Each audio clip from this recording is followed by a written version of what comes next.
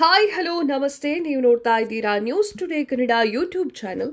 ಇವತ್ತು ನಾವು ಹೇಳೋಕೆ ಹೊರಟಿರುವಂತಹ ವಿಚಾರ ತುಂಬಾ ಗಂಭೀರವಾಗಿದ್ದು ಹಾಗೆ ಅಷ್ಟೇ ಸೂಕ್ಷ್ಮವಾದದ್ದು ಕೂಡ.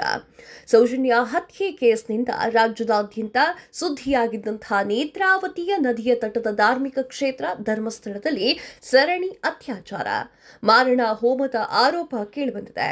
ಈ ಒಂದು ಕೃತ್ಯದಲ್ಲಿ ಭಾಗಿಯಾಗಿದ್ದಂತಹ ಅಪರಾಧಿಯೇ ಈಗ ಆ ಒಂದು ವಿಚಾರವನ್ನ ಪೊಲೀಸರು ಹಾಗೂ ಕೋರ್ಟ್ ಗಮನಕ್ಕೆ ತಂದಿದ್ದಾರೆ. ನೂರಾರು ಶವಗಳನ್ನ ನಾನು ಹೂತಾಕಿದ್ದೇನೆ, ಅದರಲ್ಲಿ ಮಹಿಳೆಯರ ಶವಗಳು ಕೂಡ ಇದ್ವು. ಆ ಒಂದು ಮಹಿಳೆಯರ ಶವದ ಮೇಲೆ ಒಳ ಉಡುಪುಗಳೇ ಇರಲಿಲ್ಲ. ಅತ್ಯಾಚಾರ ಮಾಡಿ ಕೊಲೆ ಮಾಡಿರುವಂತಹ ಶವಗಳಾಗಿದ್ವು ಅವೆಲ್ಲವೂ ಕೂಡ.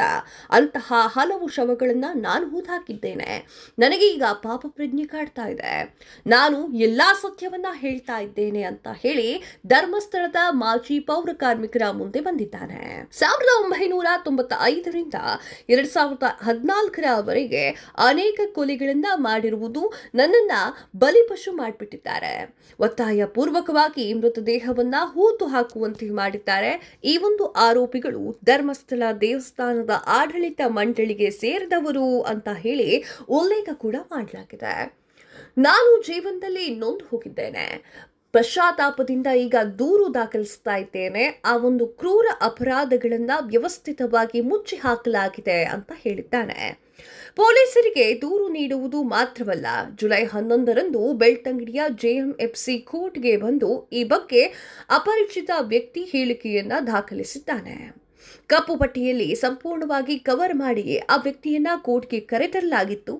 ಜೀವ ರಕ್ಷಣೆಯ ಉದ್ದೇಶದಿಂದ ದೂರುದಾರನ ಗುರುತನ್ನ ಗೌಪ್ಯವಾಗಿ ಇಡಲಾಗಿದೆ ಅಂತ ಹೇಳಿ ಪೊಲೀಸರು ಹೇಳ್ತಾ ಇದ್ದಾರೆ.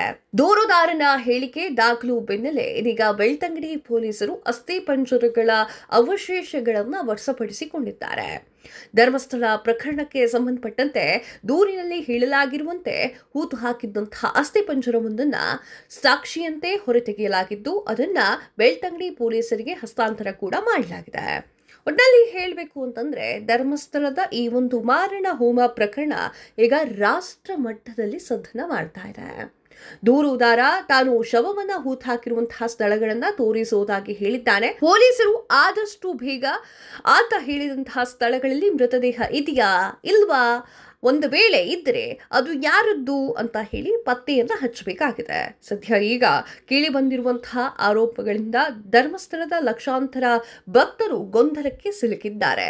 ಪೊಲೀಸರು ದಕ್ಷ ಹಾಗೂ ಪಾರದರ್ಶಕತೆಯ ತನಿಖೆಯನ್ನ ಮಾಡಬೇಕಾಗಿದೆ. ಸತ್ಯವನ್ನ ಬಯಲಿಗೆ ಎಳೆಯಬೇಕಾಗಿದೆ. ಎಸ್ ವೀಕ್ಷಕರೇ, ಇದಾಗಿತ್ತು ಈ ಒಂದು ಕ್ಷಣದ ವರದಿ. ಮತ್ತಷ್ಟು ಅಪ್ಡೇಟ್ಸ್ಗಳಿಗಾಗಿ ನೋಡ್ತಾ ಇರಿ news today Kannada YouTube channel.